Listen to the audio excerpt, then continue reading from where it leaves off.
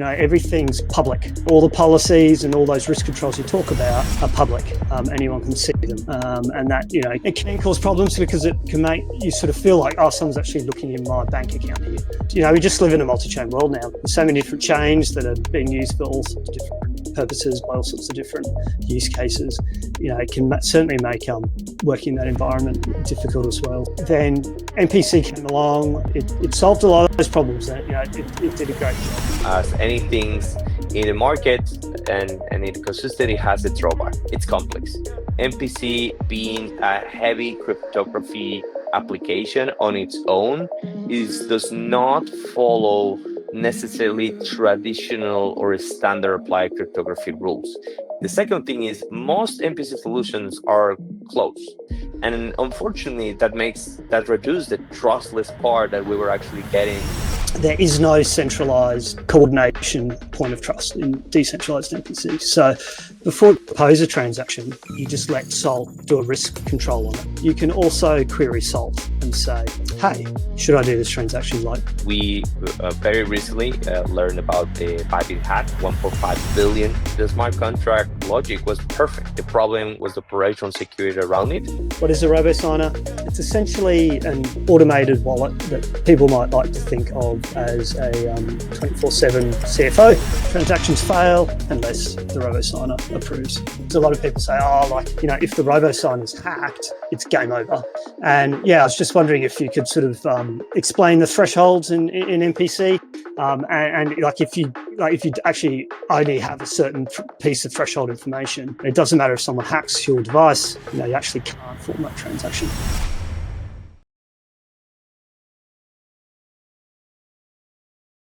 Welcome to our inaugural SALT podcast. Very exciting to start off our series of podcasts. And today I have a very special guest, Jose, who's been a friend of the project for many, many years. And Jose is a blockchain expert, cryptography expert. He's also co-founder of Tungsten Custody in the UAE. And before that, he has 15, 20 years experience in blockchain.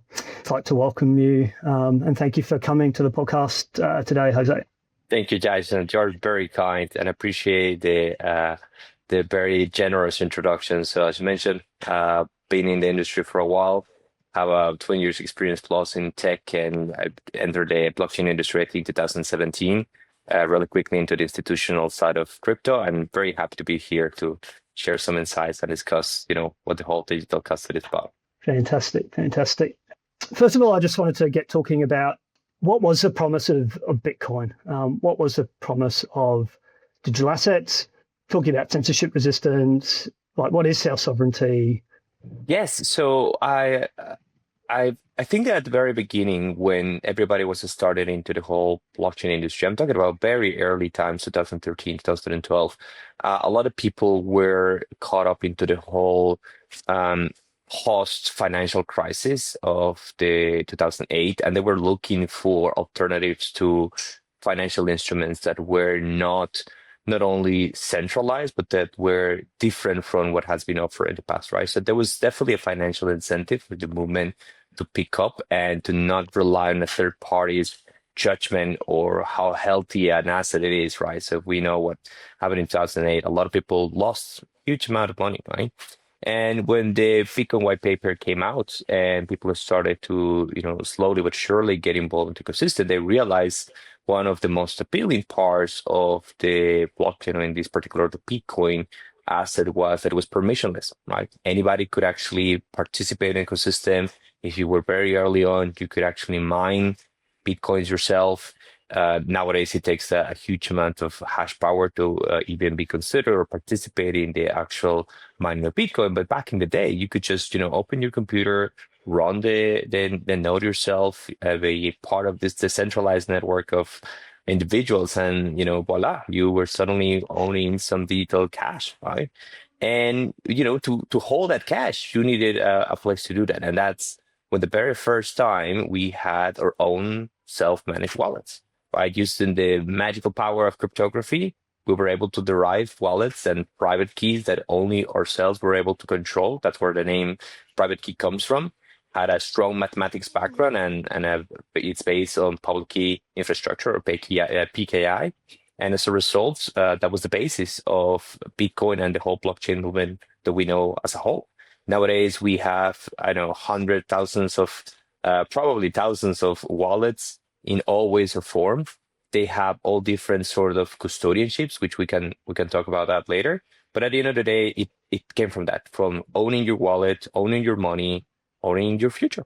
Yeah, excellent thoughts there. Amazing to think in the early days of Bitcoin, you could start up your own miner, in your home office and participate in the network. So yeah, very different today. But the one thing you touch on there is exactly that private key. So you have entire self-sovereignty of that key. If you know that private key, then no one else can transact in your wallet unless they have that private key. So like that is true self-sovereignty, where you're the only person who actually has access and controls that private key. One of the promises of Bitcoin, or certainly the thing that got people interested in Bitcoin, was be your own bank, and that and that was appealing in a sort of way where Bitcoin's decentralized and censorship free, because transactions can't be reversed, they can't be stopped, and like anyone can sort of participate in the ecosystem. Yeah, I just wanted to touch on, whilst that was like a core promise, it's kind of hard to actually be your own bank, and I just wondered if you had some thoughts on that when you look at it as a simplistic view of someone just holding their private key. Why is self-custody quite challenging? When I was very young, I had actually access to I was working remotely, and unfortunately, for whether I like it or not, debit card that I used to access that salary at that point of time expired, right? And when I tried to reach out to the bank and try to get access to my money, it was impossible, right? And I think I call that as my origin story, because I was so frustrated with banks, right? You rely in a massive entity to be able to have all these sort of mechanisms to give you access to what pretty much a lot of us work on a daily, weekly, monthly basis. And this is the part where I realized, and I afterwards I was working for fintechs and whatnot, and ended up very quickly into this whole self-custody, sovereign, own your own bank, because I knew the pain, right? Right now, you have your own money, you own your money.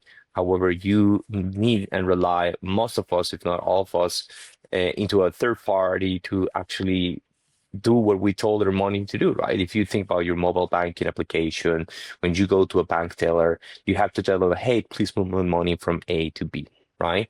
When we started working with Bitcoin, things changed dramatically, because we suddenly realized that if we had our own knowledge, if we had the tools that actually to do that, we could do it ourselves in a trustless way. And this is a word that it's been thrown multiple times in the ecosystem. Trustless means that effectively you don't have to trust anybody to own and manipulate these assets that actually allows you to get and procure pretty much anything that someone deems worth it of having, right? And it was exciting, because at the beginning, you start figuring out that we were unlocking this kind of, back in the days, peer-to-peer payments, where we will, broker things, bantering things around. And people got excited about it, because for the first time in a lot of years, we were finally able to, outside of traditional cash, of course, but, in a borderless ecosystem, in the digital era, transfer money across borders without nobody telling us whether we could do it, having to not force ourselves to process around KYC, that perhaps this is still imperfect, that it's for more often than not a burden for a lot of people. And as of today, it's still exciting, right? It just unlocks a lot of the capabilities around it. The challenge is, and this is something, Jason, that I've mentioned, and we can discuss a little bit more, is once being your own bank involves a lot of responsibilities, right? When the Bitcoin movement came up, and it was picked up by a lot of cyberpunks and very technical savvy individuals. A lot of the experiences that was put back in the day was extremely painful. You had to be very technical savvy to be able to generate your own wallet. You had to craft your own transactions on the terminal. You had to run your own, for Ethereum, for instance, your own NIS browser that will connect to a node, be its own node. It became a kind of like a hard thing to do. And the most challenging part of being your own bank is, even though all these promises of trustless and permissionless come, it comes with also the burdens of sovereignty, right? And that means that as a result, you have to be your own custodian. You have to be responsible of the keys and the actual materials that process these transactions. And as we have realized through the multiple incidents since the inception of Bitcoin as of today, that's not easy, right? How many people we have read about that they lose their coins, they lose their assets because the hard drive where they had the private key that we had been talking about that allows them to unlock their coin, it's in, they just lost it. It was in a dumpster, was thrown accidentally, and that's it. That's the challenge, right? You get the benefits, but you also get the risks. Yeah, exactly. And, the benefits are very alluring, and if someone else can pause it, it's not your wallet. And, digital assets certainly offer that opportunity, but, they do come with risks. So the industry has definitely evolved from just a single private key to, many other different methods to essentially diversify the risk around that. And yeah, I just wanted to talk about some of the solutions that scale a little bit better than a single private key. And probably the first solution was multi-sig, and it just removes a central point of trust, because essentially you can rely on two private keys to agree on a transaction, before it occurs. And then following that, there was account abstraction, and then centralized MPC. So yeah, just wondering if you could step through each one, starting with multi-sig. What are the advantages of multi-sig? And then, where does multi-sig sort of let people down, and why did they start looking for other solutions? Yes, exactly right. So the multi-sig, right, and maybe for people that are not as familiar as from the concept, right, it means that rather than have a single signature for transacting a value from your wallet, you need multiple signatures, right? And the interesting part about multi-sig is not only that you need to multiple transactions, but the way you set up the wallet that we have been talking about to get in these assets, it is on its own defined, hard-coded into the protocol to have and obey these rules of multiple signatures, right? So we're talking about Bitcoin, right?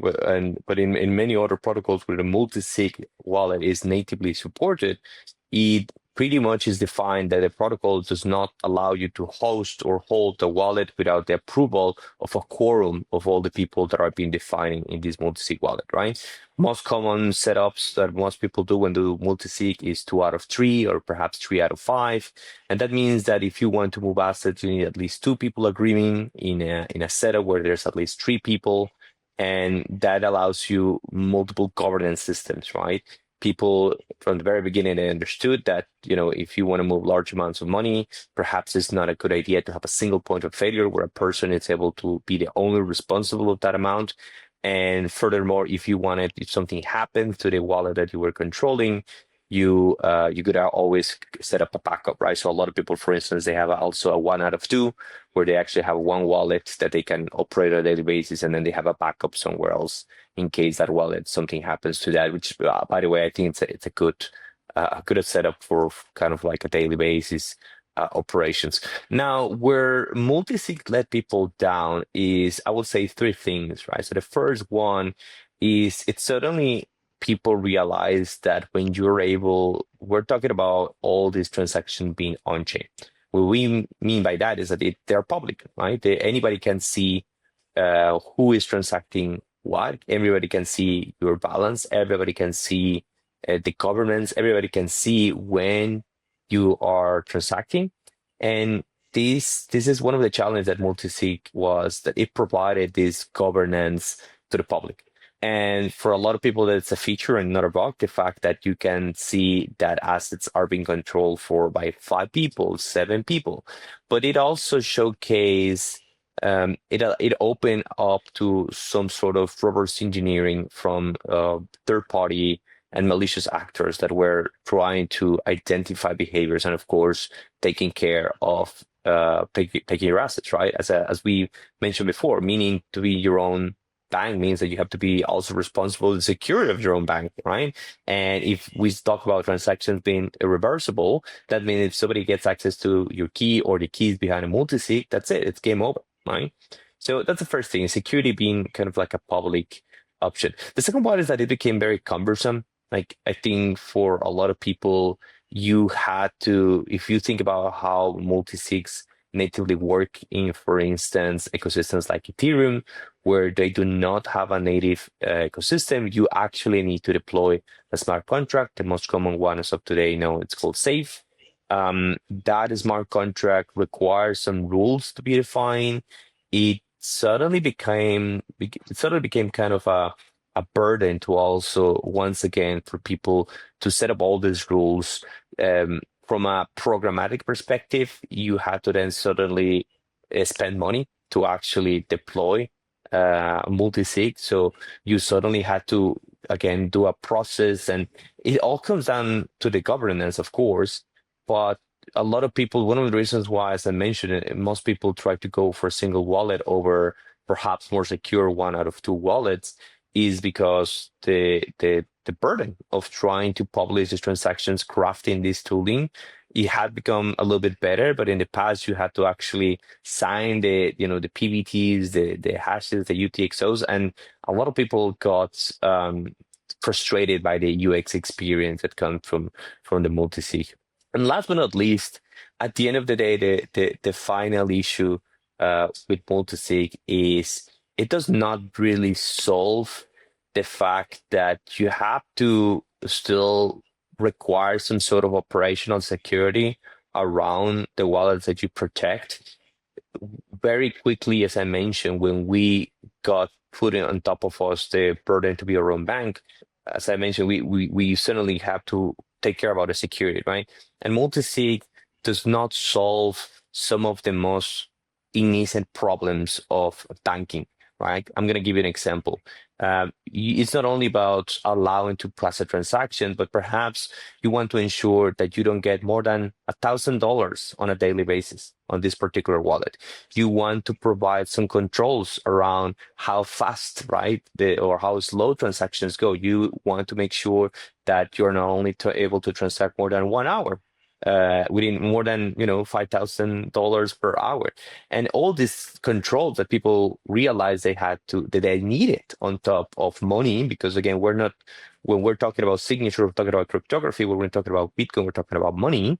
Then they realized that it's actually helpful to have all these safekeeping controls and locks that are needed for securing large amounts of money, right? If you think about, let's say, a fund that it's controlling your assets, you don't want them to be able to actually siphon all the assets on a whim, right? You hope that they have controls and ensure, like, hey, you need to make sure that, for instance, there's controls where the expenditure-based minimal capital that the fund has supposed to say to the regulators, they cannot take it out in at least with a 60 days notice. Things like that, that if we want to really this asset to leave, it is needed, right?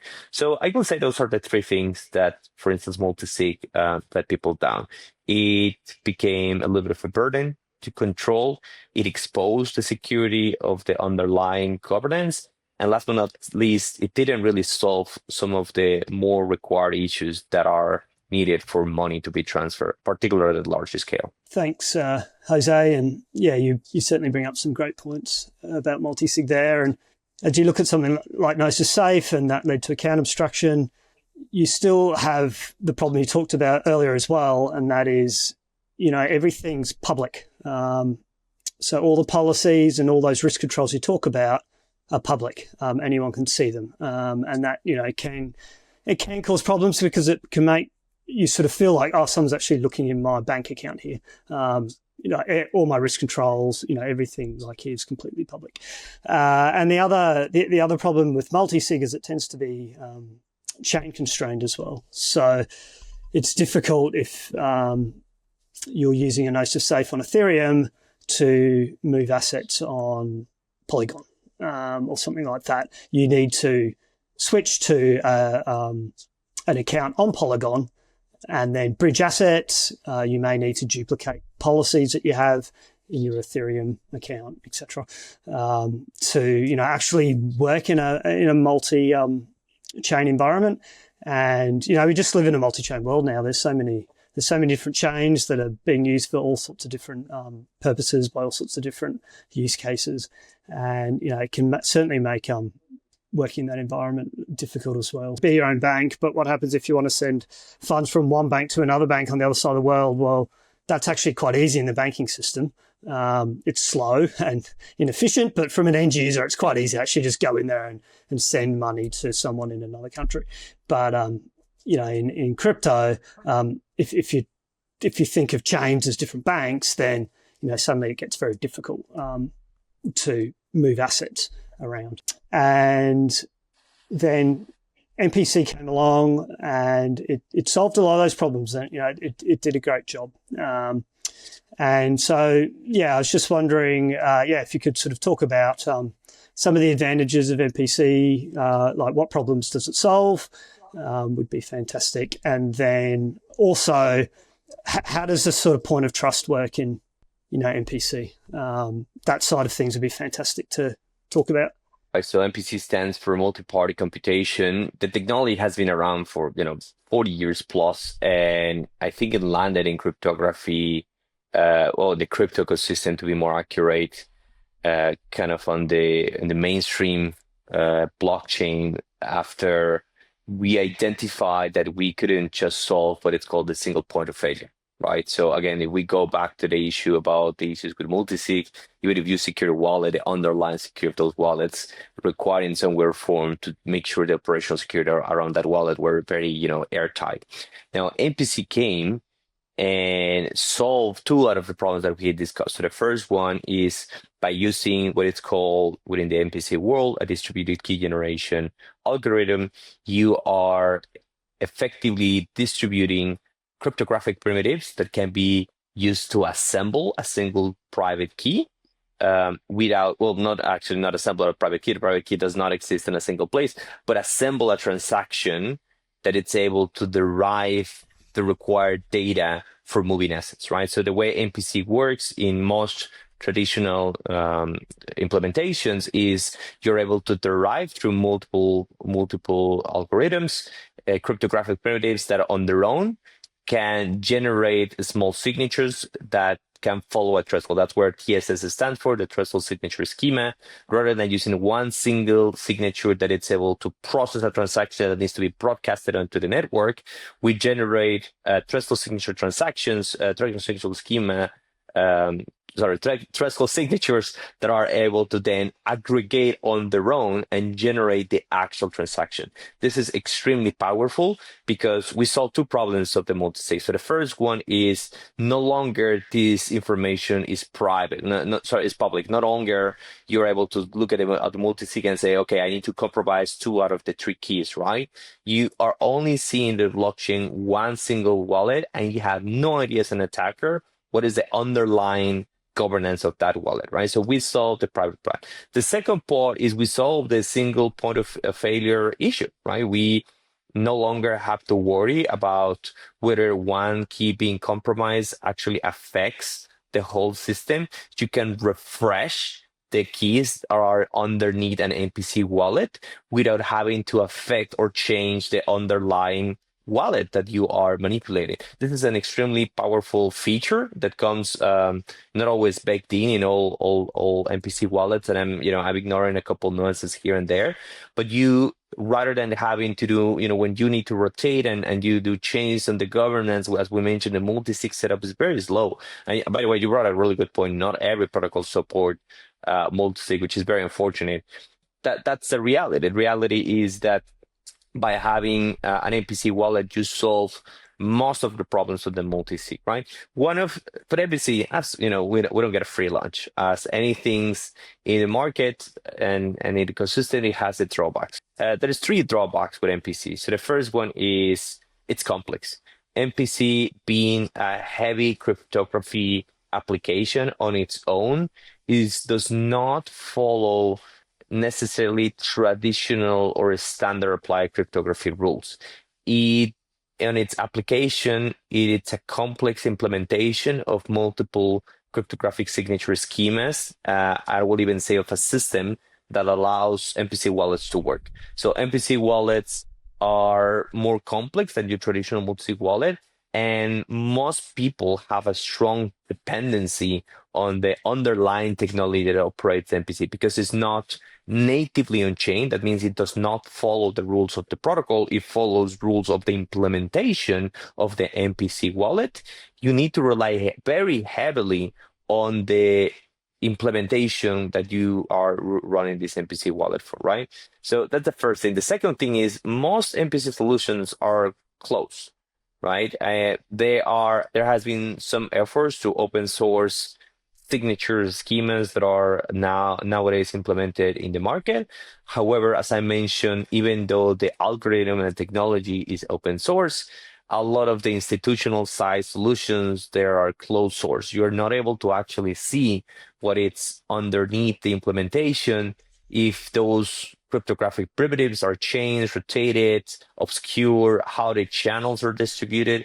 A lot of those details are being obscured by MPC wallet providers, and unfortunately, that reduce the trustless part that we were actually getting excited about the blockchain system. We talk about like you be your own bank and you implement your technology, you're certainly grabbing someone else's implementation, unless you implement your own MPC, which I doubt most people do. So you have to suddenly grab all these pieces that are all these implementations, and you have to rely on these rules, right? Rather than using, if you talk about a vanilla wallet that has very well-known signature schemas and very well-known cryptographic primitives, MPC primitives are complex, right? Even as of today, if I were to give you an MPC quote-unquote wallet or the shard of an MPC wallet, it's not very clear. When I ask many people, like, well, how does that data would look like? A lot of people do not know. They do not know how that private key of an MPC wallet looks like. Whereas if I give you 12 words, 24 words, and mnemonic seed, oh, okay, this is it. This is a private key, right? And then last but not least, a problem with MPC wallets is that more often than not, they're slow, right? So we talk about signing over a threshold, this key generation and computing around elliptic cryptography that derives these MPC wallets from takes a little bit of time.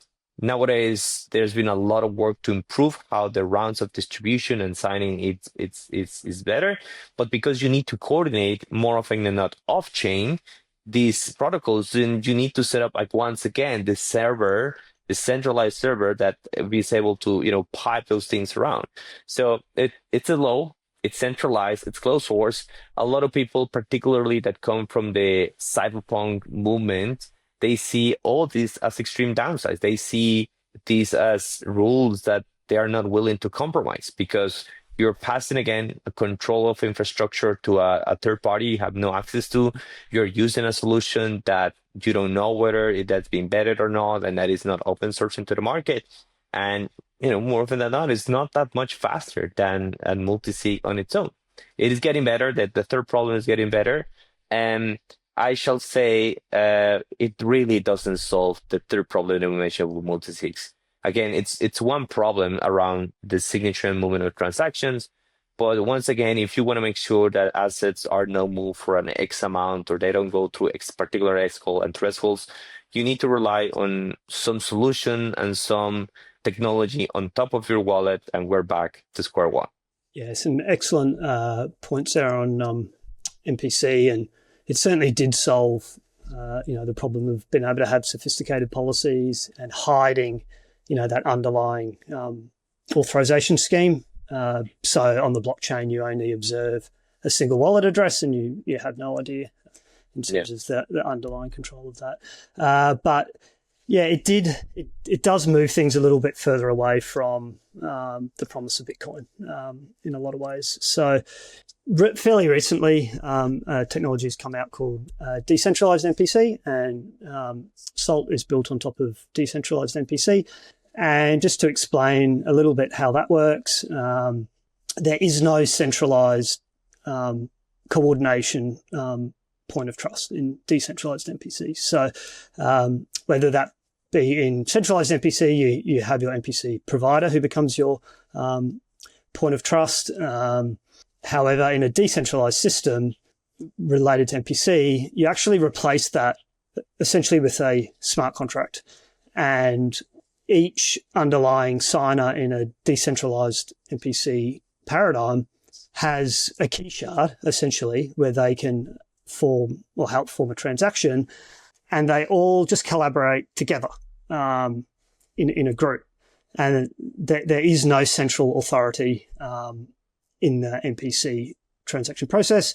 And essentially what happens is, using a smart contract, they communicate with each other, and they're all listening on the smart contract, and they're using that as like a communication protocol. So yeah, it is quite a revolutionary way of delivering MPC. And what Salt then does on top of that is we essentially say, hey, before you propose a transaction, why don't you just let Salt do a risk control on it, and help you, because you're trying to be your own bank. So help you decide whether, that transaction should go ahead. And so Salt provides a policy layer and other tools to do that. And then on the other side, if you're asked to provide your key material to assist in a decentralized MPC transaction, you don't have to trust the person who proposed it. You can also query Salt and say, hey, should I do this transaction? Like, Salt is about being open and about not having a centralized point of trust. And like, what do you see as the opportunity in decentralized MPC? Because there's less KYC, there's less barriers to entry, and do you see that there may be markets or areas that decentralized MPC can serve that centralized MPC finds it hard to reach? A big fan of MPC, but we just went through the flaws around MPC. And the centralized MPC pretty much solves all the flaws, except one, but I will get at the very end. So the first one is we very early identify with MPC that we still have a centralized point of failure, right? And the centralized point of failure with MPC is the infrastructure that it is needed to do this coordination around the signatures and these handshakes around this threshold schema.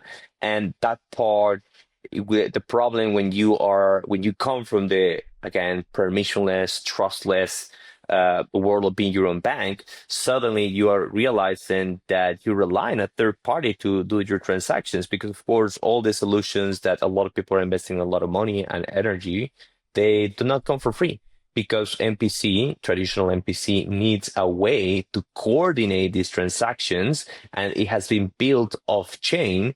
That means you need a server, you need some sort of communication channel to be able to actually do this round backs and forward, right? So the benefit that we initially got excited about MPC became its own flaw. And the centralized MPC solves that, right? I've been following the Salt project for so long, and I just couldn't be more happier than seeing it taking shape and going out, because the reality is there's two major pivotal moments for decentralized MPC to have a place in the market. So the first one is we very recently learned about the Bybit hack, one of, if not the largest hack attack into the crypto ecosystem, 1.5 billion against one of the largest exchanges in the world that relied on a multi-sig smart wallet solution, right? By all means, we thought that solution was battle tested, was proven. And in reality, the smart contract logic was perfect. The problem, as I mentioned, it was the operational security around it, not on itself on Bybit as a company, but the underlying supply chain of Safe, which was the smart contract, which was run by people. It relied on a centralized infrastructure. It relied on a central point for interacting with the transaction. So because again, you need an infrastructure that is able to coordinate the transactions, able to do these complex things, then once again, you're relying on their security. And that's what happened. Bybit got hacked by relying on the safe wallet infrastructure to not be, they got push a transaction that they were not supposed to sign. And as a result, that's how they got, they got 1.5 billion funds stolen. So that's the first thing. And the second thing is that I think we're seeing more and more blockchain projects we're going back a little bit on this on-chain governance, real-world assets, DAO governance, stable coins. We see a new trend and a new adoption into the blockchain ecosystem that it's really pushing us to the decentralized permissionless world again, right? If we think about real-world assets, if you are actually buying something against an entity that you want to own, that you say, this is my ownership, there's no point of buying a piece of real world asset that is then controlled by a third party, right? Again, if it can be frozen by a third party, do you really own it? Like, what is the whole point of being access to a fractional asset that it's as liquid as traditional assets are if you cannot move it to your own will, right? And this is the part that is tricky. I work in the institutional side of crypto, so you better bet that I know about all the KYC, AML controls that are existing around wallets. And this is the part that it is excited about the MPC. I do see for many foundation on-chain projects that they don't want to be tied to a company, that they want to rely on an infrastructure that may or may not be the next day as the final solution, perhaps, to being able to finally liberate us from all the challenges that we have seen since the first time that we were running wallets, right? And I mentioned I was a little bit tricky at the beginning. It doesn't solve one part. The part that doesn't solve it. This is still relies on MPC solutions that are still complex, right? That people still need to understand and know what to do. I think out of all the problems, that's the easiest one to solve, because that is just going to come with time. That's just going to come with education. That's just going to come with adoption. However, it's a significant shift in comparison to all the other problems.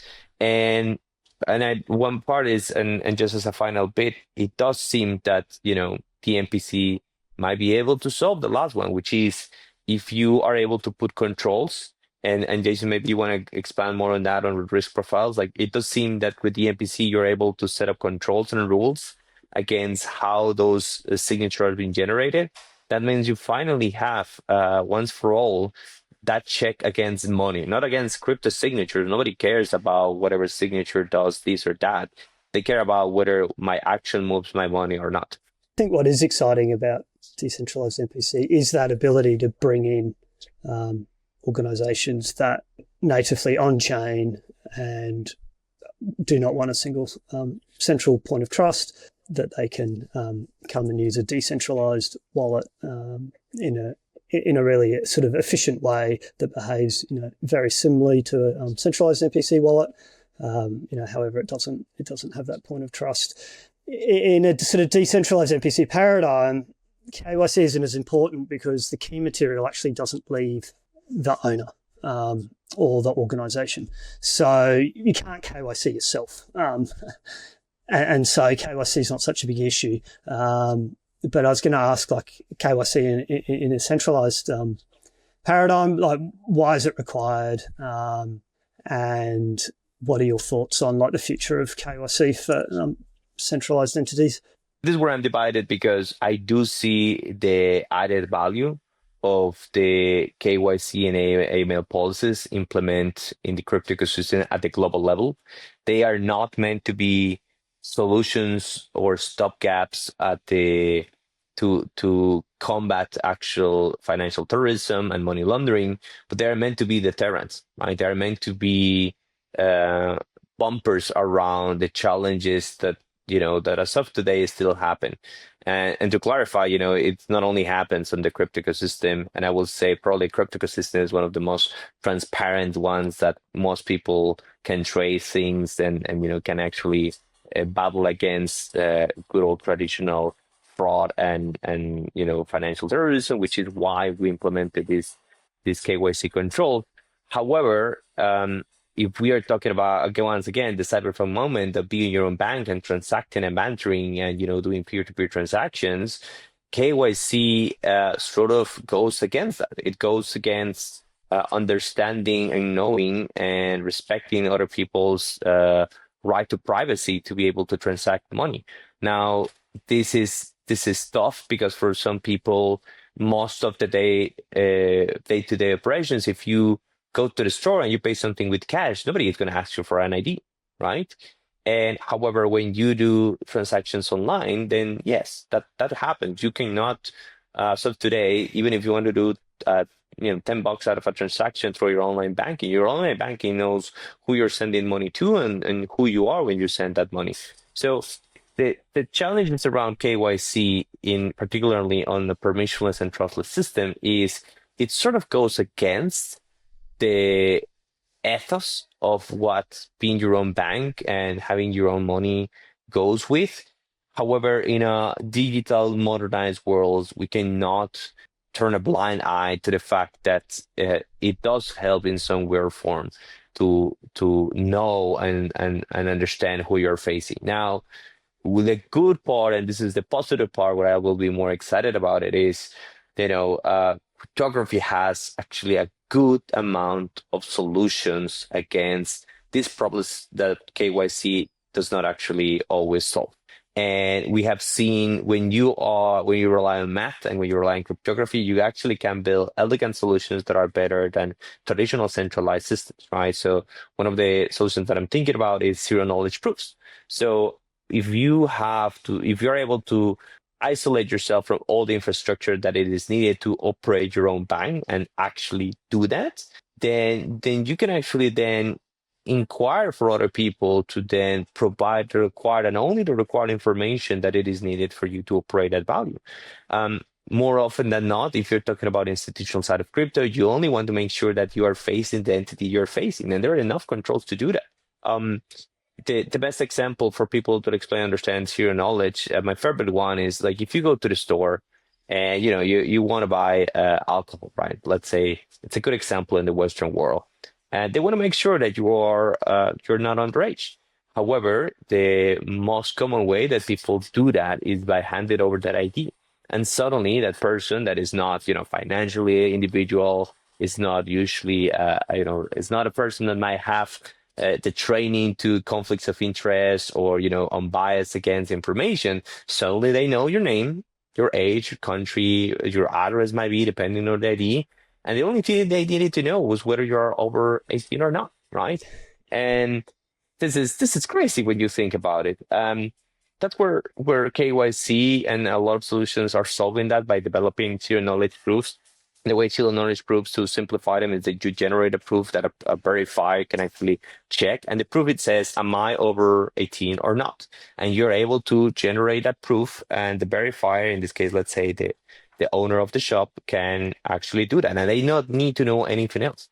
If you think about again, we go back to the whole wallets and how KYC is hindering, let's put it that way, the adoption of the crypto ecosystem. If we move to a decentralized infrastructure, then we can move to decentralized proof of knowledge, the centralized KYC, that then again solve what we want to do. We do not want to be you do not want to be sponsoring a financial terrorism. You don't want to be laundering money, because it's not only legal, it's a crime, it's a deterrent for your own wealth, right? If you sell an asset and the money you got at the crypto industry is actually comes from proceedings of illicit activities, then you don't get access to that money. Any controls out there are going to stop you from using that money.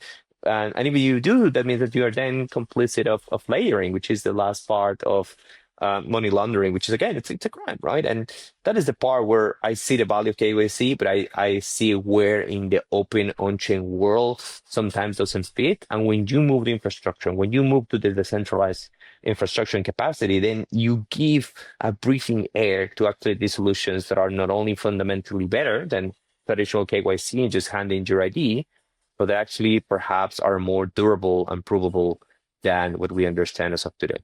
Yeah, I agree. I think in time, the future of ID will be on-chain and decentralized. Now, one concept I wanted to talk a little bit regarding Salt is our concept of a Robo-Signer, what is a Robo-Signer? It's essentially an automated wallet that people might like to think of as a 24/7 CFO. And what it allows is an organization owner to set up like policies and rules on how they want the assets in their wallet to behave and operate. And then the Robo-Signer can implement those policies for that owner of the assets 24/7. So, they can be asleep, they can be on holidays, and they don't have to worry because, the Robo-Signer is implementing these policy controls. So someone else can propose a transaction. I'd like to do this. But the Robo-Signer knows the owner's wishes essentially and knows the policy controls that were put in place. And what's interesting about a Robo-Signer is it holds some of the key material for a wallet, but it doesn't hold enough of the key material to form a transaction. And the other interesting thing about a Robo-Signer is that it will never propose transactions. So it will only ever risk manage transactions that either automated agents or other people have proposed on the wallet. And I just wanted to get your thoughts today, because a lot of people say, if the Robo-Signer's hacked, it's game over. And I say, no, it's not, because the Robo-Signer doesn't actually have enough key material, even if you hack the Robo-Signer, to form a transaction on the wallet. And I was just wondering if you could sort of explain the thresholds in MPC, and like if you only have a certain piece of threshold information, it doesn't matter if someone hacks your device, you actually can't form that transaction. If you could sort of explain that a little bit further. Yeah, so Jason, what you're describing sounds very similar to what we understand as hierarchical threshold signature schema. So this is the concept of, rather than having a cryptographic primitive that it's able to have a traditional quorum, you can have subsections of that quorum into underneath or under particular hierarchies, so you do not lose access if a hierarchy is compromised, right? Now again, I'm simplifying here, but the easiest example, what it sounds like is, for instance, a traditional organization, when you have a corporate bank account, you have people that are able to initiate transactions, but without approval, they cannot do anything. And there's people that can only approve transactions, but they cannot initiate it on their own, right? So you have multiple functions that are segregated at the role level. And it sounds that, this Robo-Signer it's pretty much what we have there, right? And my guess here is, it seems that it can also help into being able to secure transactions given particular thresholds and operations, which is exactly the third point that we mentioned. Both traditional MPC and traditional multi-sig will fail, right? When you are able to have a 24/7 CFO that says, hey, no, we're not spending more than 20K per day, please stop doing that, then you're able to actually protect yourself from the controls you're setting them on their own. Another basic feature that I don't know why in the industry we didn't put it as a out of the gate requirement is just allowing lists, particularly allowing only transactions to particular wallets, right? In this case, if I know I'm gonna send money to my friend, and I know my friend has wallet A, and I only want to send money to my friend, I should only be able to send transactions to wallet A. Why should my wallet allow me to send transactions to wallet F, right? And if I wanted to at any point of time then suddenly do transactions to wallet F, then I should be able to set up the policy around that, right? And making sure that there is a time lock. So, if I got compromised for anywhere wrong, any way or form, and I'm undergoing some sort of, stress or journey stress to then be able to send money to wallet F, then sounds like the Robo-Signer could be like, hey, no, you're not allowed to do that, right? Which is exactly the controls you have in traditional banking. It sounds that we're finally bringing sensitive risk policies and transaction controls around money, which is what, at the end of the day, we wanted to do and we couldn't do in the past. Yeah, you've really hit the nail on the head there, and that is, transactions fail unless the Robo-Signer approves that transaction to occur. So, and that's exactly the flow you see in traditional banking systems. Some people can propose, other people, will come in and authorize the transactions. So, yeah, we're very excited about the Robo-Signer paradigm. There's many ways to host your Robo-Signer. One of the most secure ways is in Nitro Enclaves, which we've recently released. But you'll really be able to host your Robo-Signer like however suits you on your own hardware, but in a portable fashion if you want to take it with you. However, hosting your Robo-Signer works in your organization. We want to support that.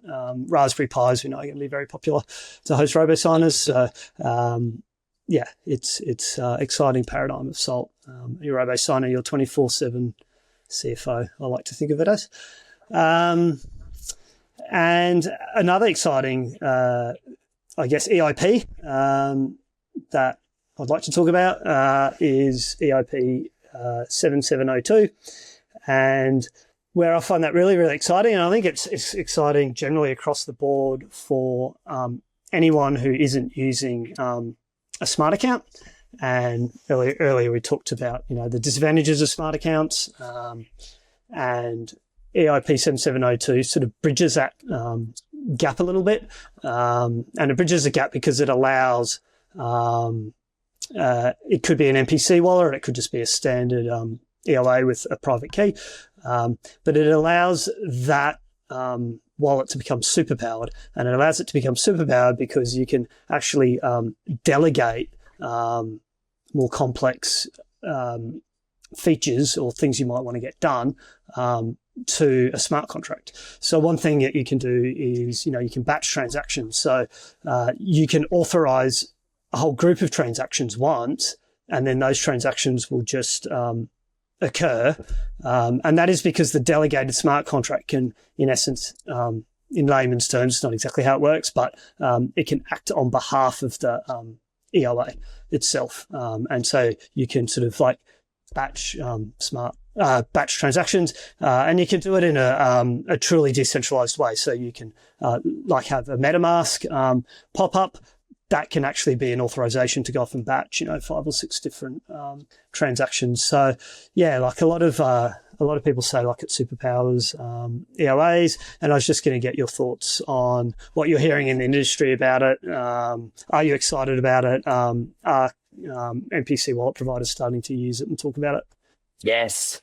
So thank you for talking about EIP 7702, right? So let's just remember this comes from the Ethereum ecosystem, right? This is a smart programmatic improvement on the protocol that is shifting the challenges that we initially talked. So, by the way, Jason, we didn't cover too much about account abstraction in the previous point, but I'll go through that very quickly, right? So an EOA, or an external owned address, is what we know in the crypto world is just traditional private key equals public address relationship, right? So this is where a single item is able to manipulate a single address.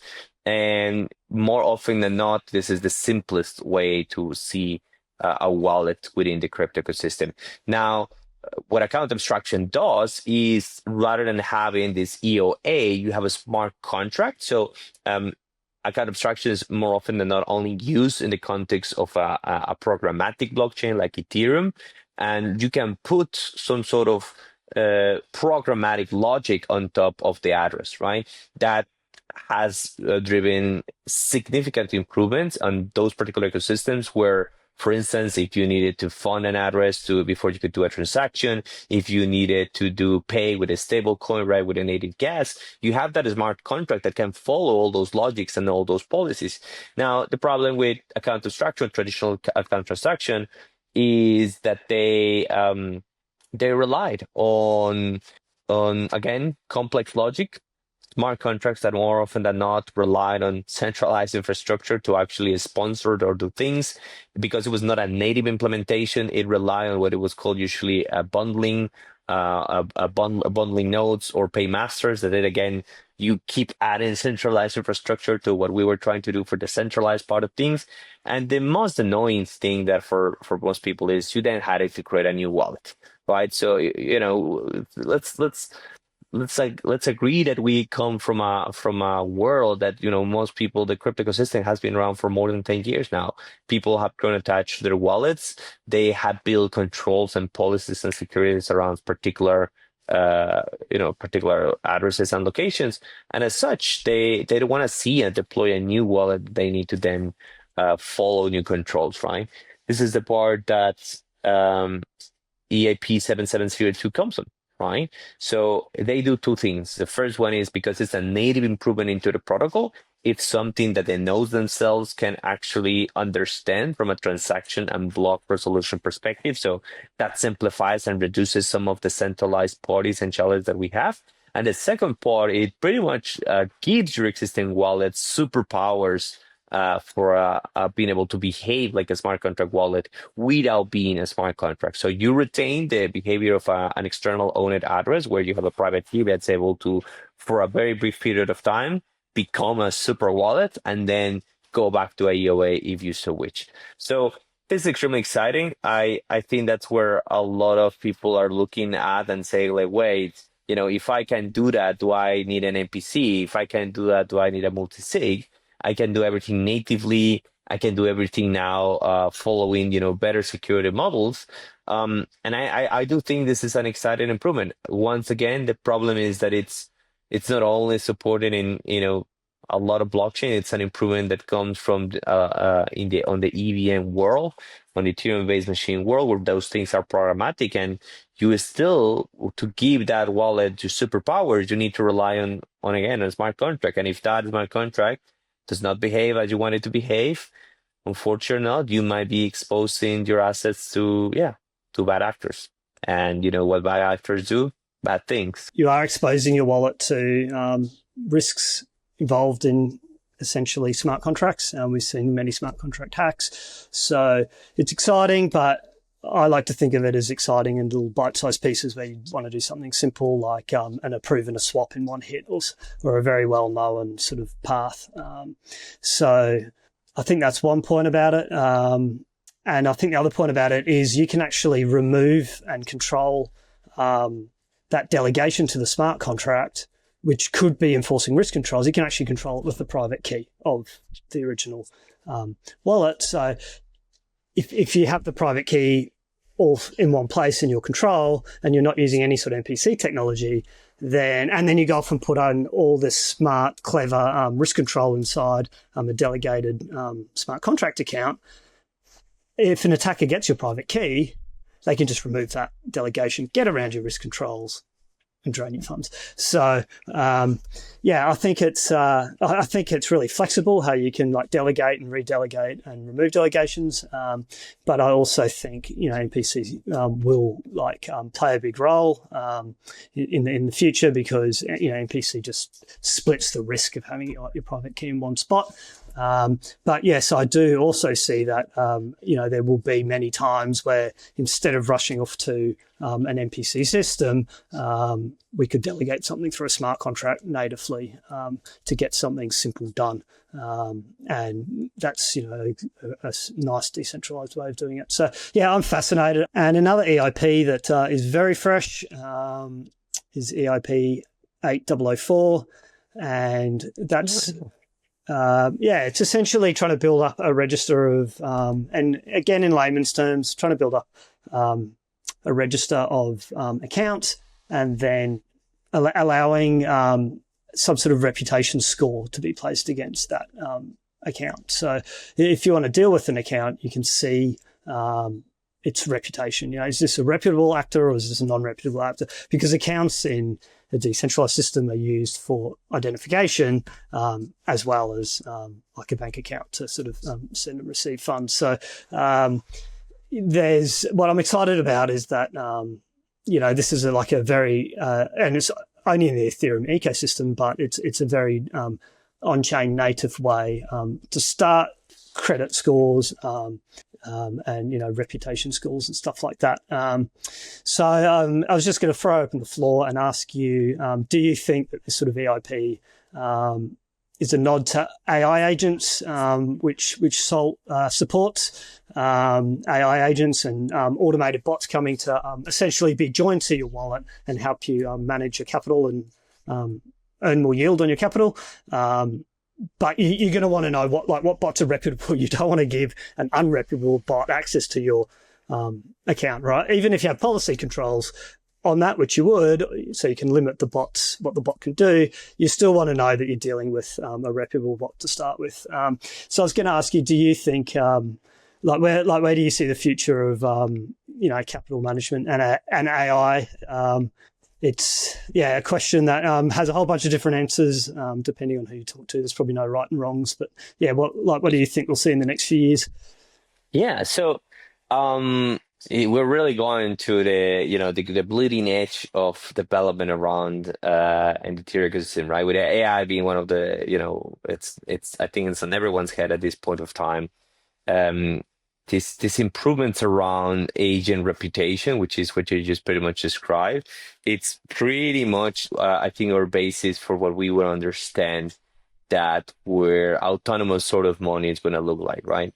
We talk a little bit about MPC and how all this infrastructure helps and why this is low, whereas in the real world, you want the money to work 24/7, right? It actually does work 24/7 once you start doing, investment and when you start deploying capital in multiple instruments. And I think if you are a truly believer of the on-chain world and a truly believer on the decentralized promise of not being tied to the challenges of world crisis and banks failing and mortgage and whatnot, then trusting an agent with your money is the way to go, right? The problem is, to the point of this EIP, you need to know who are you trusting, right? And the EIP focuses on, I think, introduces three registry. The one that describes the agent knows where it is, who it is. It provides a way to verify how other agents are interacting with. And this is the part where for them it becomes extremely important to know, well, am I going to be engaging with a trusted party, with a reputable one, or not? And that's where I think the CIP comes strong, and we'll get to see. I think this is as new as it gets, right? So it's going to be very exciting to see the future of AI on top of the blockchain ecosystem, which I believe is the only place where AI will actually thrive. Yeah, I think we've got a very few exciting years ahead, I must admit. Being in decentralized systems, it's always exciting. There's always something new.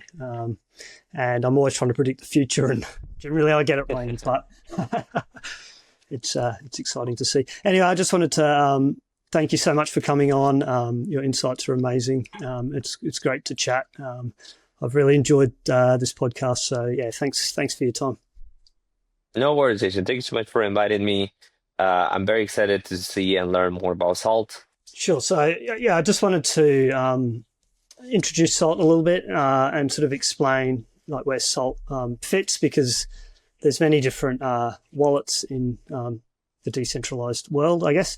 You have a very simple wallet that has a private key, externally owned account in the Ethereum ecosystem, and at launch, SALT is EVM compatible. It'll be expanding to Solana and Bitcoin and hopefully Cosmos fairly soon. So you have that type of wallet. You then have a multi-sig wallet, which essentially requires multiple people to sign for a transaction to occur. And you then have an MPC type of wallet where it's similar to multi-sig, but the underlying workings of the wallet are completely private and completely hidden. So everyone on the blockchain only sees the wallet address.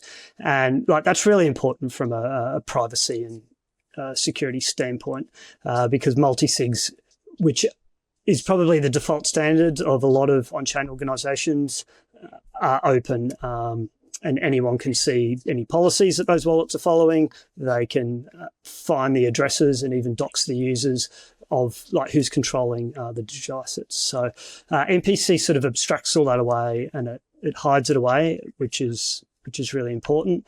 But there's a trust assumption with MPC, and that is it's quite a complex cryptography scheme under the hood, and you need a centralized actor to control that signing scheme and provide the features that you're after when you go for an MPC solution. So they're kind of the choices at the moment, and there's no perfect solution that suits everyone.